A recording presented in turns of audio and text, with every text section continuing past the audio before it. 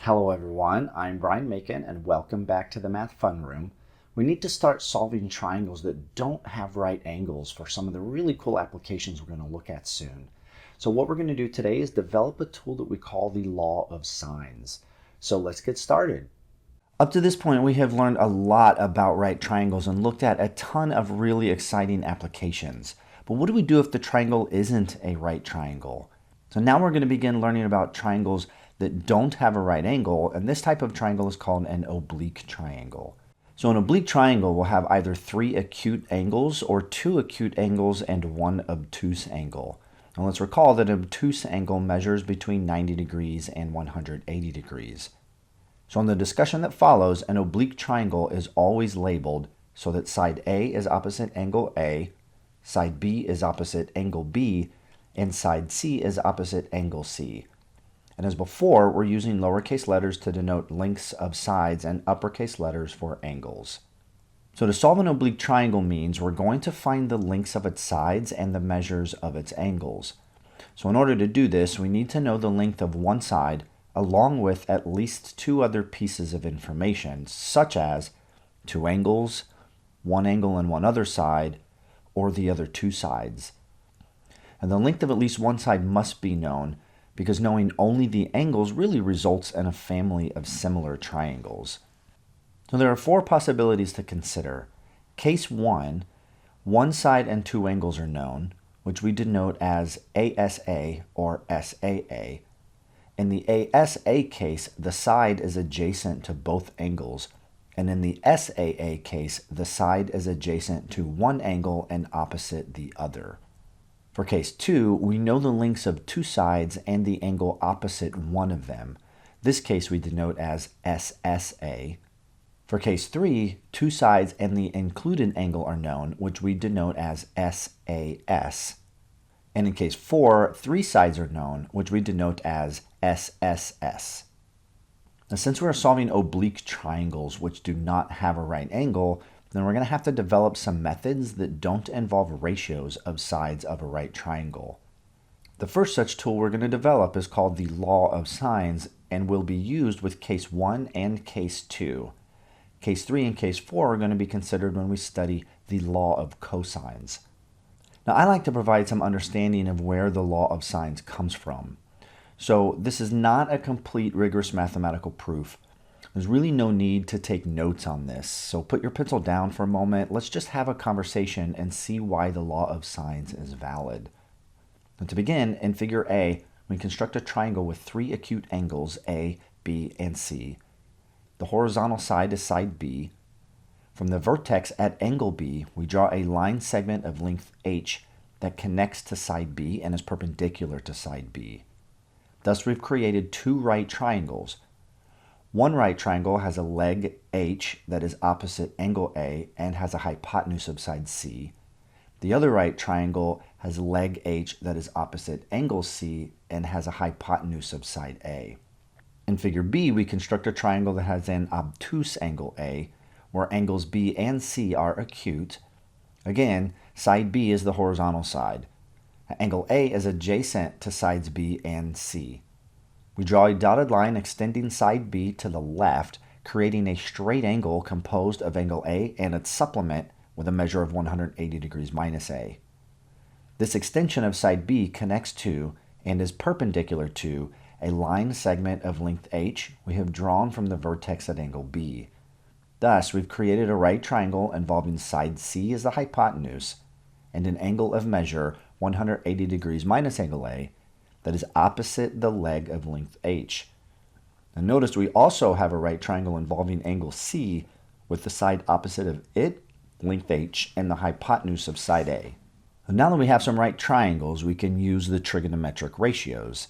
From both of the figures, we can use angle C, the side opposite angle C, and the hypotenuse.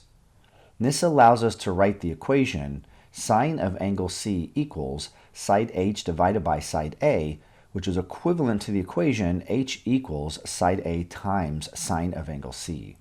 From figure A, we can use angle A, the side opposite angle A, and the hypotenuse, and we can write the equation sine of angle A equals side H divided by side C, which is equivalent to the equation H equals side C times sine of angle A. From figure B, we can use the supplement of angle A, the side opposite that angle, and the hypotenuse. And this allows us to write the equation sine of the quantity 180 degrees minus A equals side H divided by side C. Using the difference identity for the sine function, we can write sine of the quantity 180 degrees minus angle A as sine of 180 degrees times cosine of angle A minus cosine 180 degrees times sine of angle A equals H over C. And this simplifies to sine of angle A equals side H divided by side C, which is equivalent to the equation H equals C times sine of angle A. All right, so whether the triangle has 3 acute angles or 2 acute angles and 1 obtuse angle, we know that side H equals side A times sine of angle C, and H equals side C times sine of angle A. Therefore, side A times sine of angle C equals side C times sine of angle A, which is equivalent to the equation sine of angle C divided by side C equals sine of angle A divided by side A. And this is the first of the 3 ratios that make up the law of sines. And we could continue this process to develop the other 2 ratios and show that sine of angle C divided by side C equals sine of angle B divided by side B, as well as sine of angle B divided by side B equals sine of angle A divided by side A. Formally, the law of sines says for a triangle with sides ABC and opposite angles ABC respectively, that sine of angle A divided by side A equals sine of angle B divided by side B equals sine of angle C divided by side C. So technically, the law of sines is composed of the 3 equalities that we developed on the prior slide. When solving triangles with the law of sines, we will use one of our 3 equalities from the law of sines, in addition to the fact that the sum of angles of any triangle equals 180 degrees. So let's consider an example of using the law of sines to solve an SAA triangle. This problem asks us to solve the triangle where angle B equals 30 degrees, angle C equals 125 degrees, and side B equals 10. First, we draw a rough sketch of a triangle and label it with the given information. And let's just note real quick, this triangle may not be exactly drawn to scale. Now, using the fact that all 3 angles have a sum of 180 degrees, we can write angle A plus angle B plus angle C equals 180 degrees. Therefore, we have angle A plus 30 degrees plus 125 degrees equals 180 degrees, which gives us angle A equals 25 degrees. Next, we use the law of sines to find side A. So we write sine of angle A divided by side A equals sine of angle B divided by side B. So we have sine of 25 degrees divided by side A equals sine of 30 degrees divided by 10. Solving for side A, we have A equals 10 times sine of 25 degrees, all divided by sine of 30 degrees, which is approximately equal to 8.45. So now we'll use the law of sines again to find side C. We'll write sine of angle B divided by side B equals sine of angle C divided by side C.